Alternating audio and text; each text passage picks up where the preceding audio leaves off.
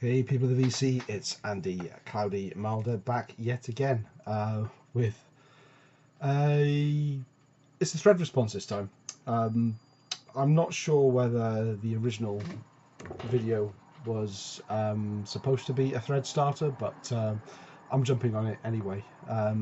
This thread was started by Leo, and his channel is Too Much Metal Is Barely Enough.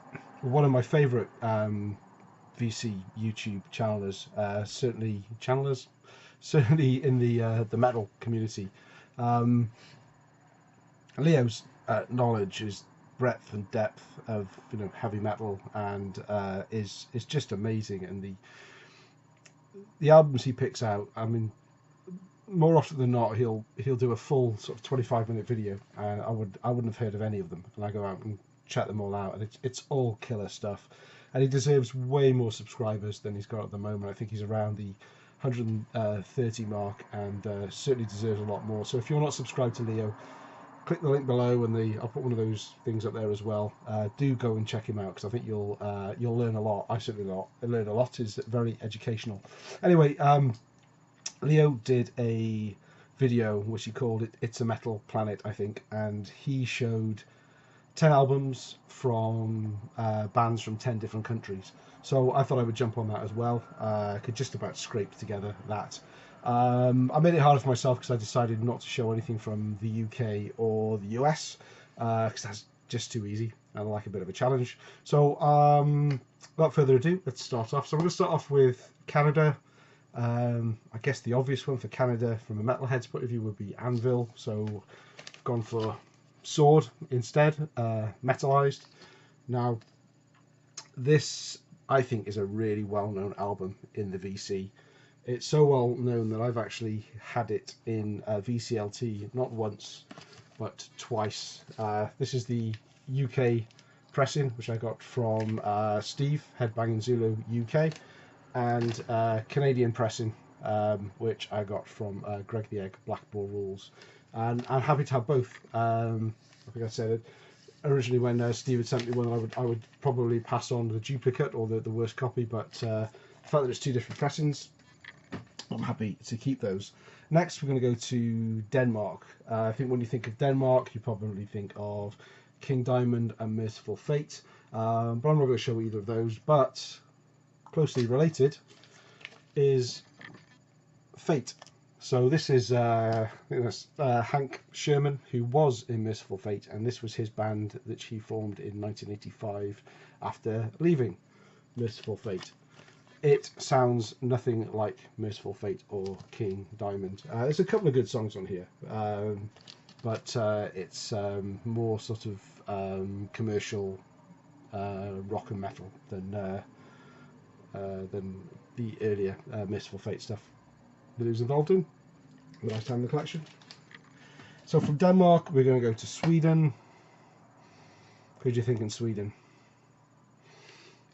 Not Europe, no. I'm going to go with Agony.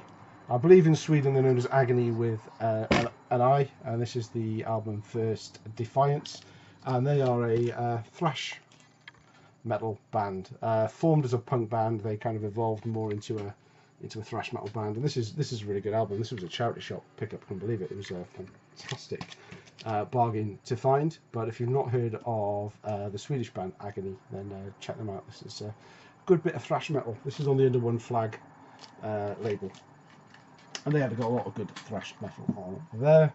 So from Sweden, we're going to go to Japan. And I've got a few different Japanese bands I could have picked, but I've gone for one of the more obscure ones, and this is the album by Police. I think they're pretty much a one and done album. There's very little information on the interweb about this band. It's kind of all sung in Japanese, I think. It's been a while since I played it actually, but a lot of the album is. Well, let me take it out. I'm sure it's sung in Japanese, but yeah, the album actually has Japanese and English lyrics. It's a very raw sounding album. I mean, just from the names of the songs, is Hysteric Glamour, Rape on Eyes, which sounds a little bit dodgy, Give Me Body, Sexy Body. Yeah, but it's a fun album to have in the collection. Very raw, very 80s Japanese metal, so that's a good one. From Japan, we're going to go to France. Now, Trust is probably one that springs to mind, and it's the one that sprung to my mind as well. And this is their album Repression. This is the version of the album though where they sing all the songs in English. Trust is probably best known for the song Antisocial, which Anthrax covered. Now, I think I might mention this before, but what always makes me smile slightly is I have the French band Trust singing the song Antisocial in English, and on the Anthrax EP Penif.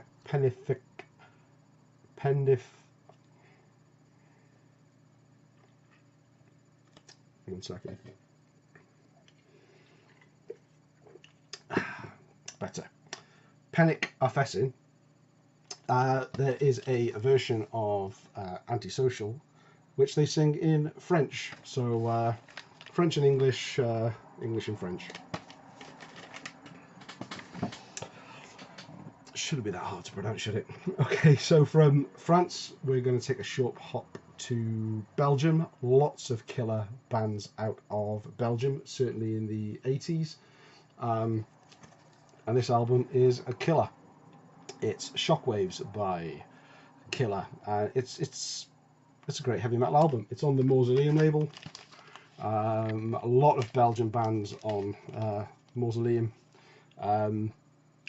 So whenever I see anything on Mausoleum, I instantly assume it's a Belgian band, but it's not always the case. But when it is a Belgian band, it's usually pretty damn good stuff. So this is the Belgian Killer. I believe there's also a German band called Killer as well, but we're in Belgium there, so that's that one.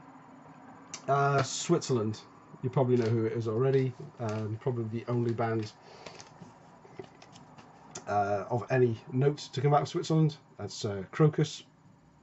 I decided to show one Vice at a time because this was really my introduction to Crocus. I knew who they were before, but when I had my meetup with Blackmore Rules, Greg the Egg, a couple of years ago now, we were in a record shop in Birmingham and called the Discovery. Greg pulled this out and he gave it to the guy behind the counter and just said, "You know, can you put that on?" And I was sold. First minute of listening to Long Stick Goes Boom, and I was like, take my money, there it is, I'll have that one. And since then I've picked up just about everything else I think that they've got, they've released in the 80s on vinyl. So I love a bit of Crocus. Cool. So from Switzerland we're going to go to Germany now. A million bands from Germany. Gone for one I hope not too many people have heard of before, just to give you something else to maybe go out and discover. That's a band called Fact, and the album is A Matter of Fact. I mean, that's 80s heavy metal for you.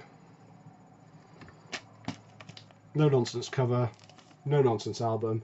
Actually, it's pretty second-rate German metal, to be honest with you. It is also on the Mausoleum label. Now, mid-80s, I mean, bear in mind Mausoleum went bust towards the late 80s. Mausoleum were basically signing anybody and everybody that called themselves a heavy metal band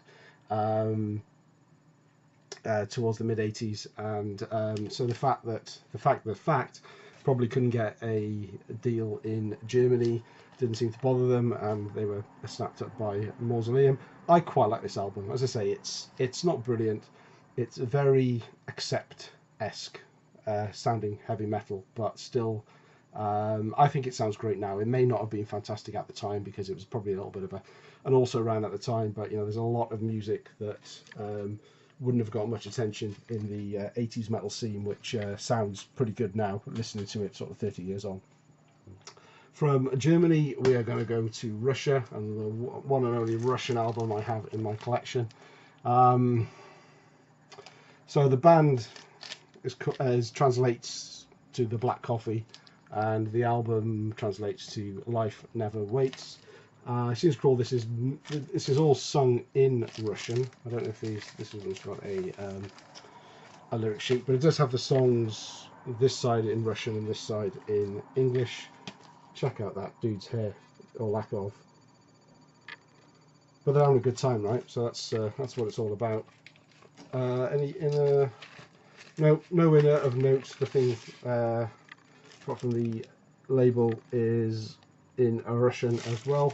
It's actually from 1990, so it's one of those borderline 80s metal albums that I always talk about that I have in my collection. But yeah, that's my Russian excursion.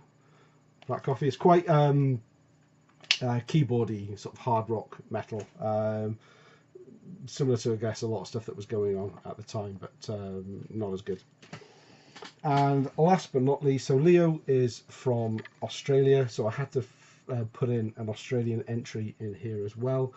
And no, it's not AC/DC. It is Taramis, and this is Queen of Thieves. Don't know too much about these. These guys, Leo, you can probably fill me in on these. They are from Melbourne, I know.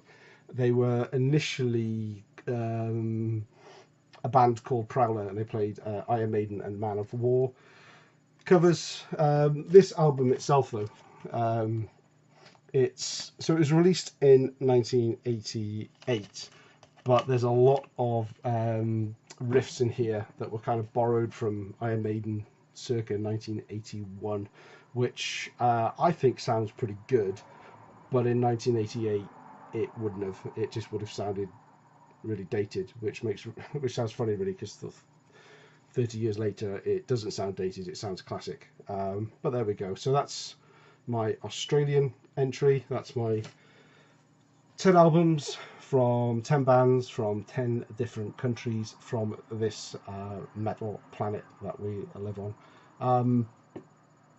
Please go check out Leo's channel. Too much metal is barely enough. You won't be disappointed. Thanks for watching.